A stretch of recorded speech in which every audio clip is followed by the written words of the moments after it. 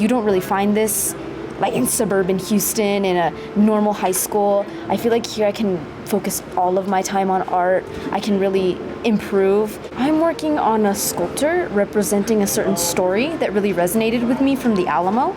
Last year I did a sculpture on the two survivors of the Alamo, Susanna Dickinson and Joe Travis, William Travis's personal slave. So this year I'm kind of playing on a story from where after everybody was killed, when the Mexican army infiltrated the Alamo, and they would scream out and they were like, are there any slaves? Are there any women? Are there any children left? And Joe came out after hiding, and he comes out and he's like, no, don't shoot. I'm a black man.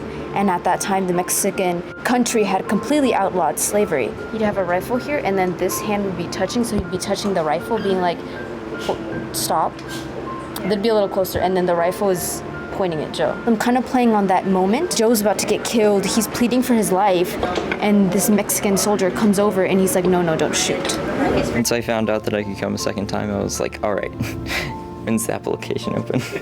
Because of the Academy last year, I entered a sculpture into the Houston Livestock Show and Rodeo, and I was third place, just a little bit off of Grand and Reserve for the class. This year, the instructors have given me a different view of a technique. Like, instead of just slapping on color first, they were teaching me a lot more about the values of the colors.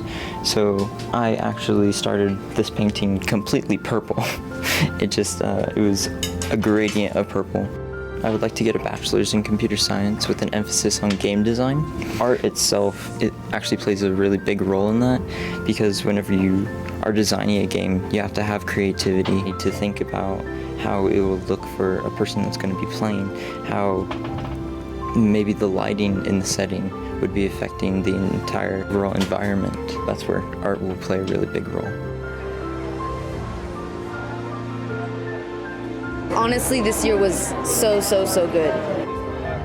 I knew I wanted to paint this picture. I was like, I love the colors, I love the light, and it's my dad, and I wanted to create something special for him. So I really spent a lot of my time trying to emulate his happiness, through his smile, the colors in his face, his life, and then the incredible horse. Is your dad here? He is here. He's walking around, yes. Are you keeping the painting for him? I am. I'm not selling it. It's all his.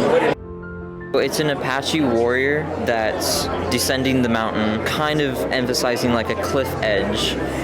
The idea in itself is from my own imagination. I knew that I wanted to do something with a man on a horse. I was reminded by my parents that I have Apache on my father's side, and it just fit perfectly. So I went with that and researched images about them, learned so much about the culture, was informed by the instructors so much. Mr. Slocum and Mr. Skoll really helped me with this one. Get here. Just make it here. Do whatever you can to make it here. WAA is the most impactful thing that I've probably ever done. I owe a lot of my success to this place. I've entered into my county fair, into the rodeo. I did a poster contest for the rodeo. All of it came from the first time that I came here. It's incredible. You need to be here. I wish any young artist would be able to make it to a place like this. I feel like this experience is one of a kind. This is completely different. I love this, the instruction we get, the community you grow, the friendships you make. If I was able to, I would totally come again.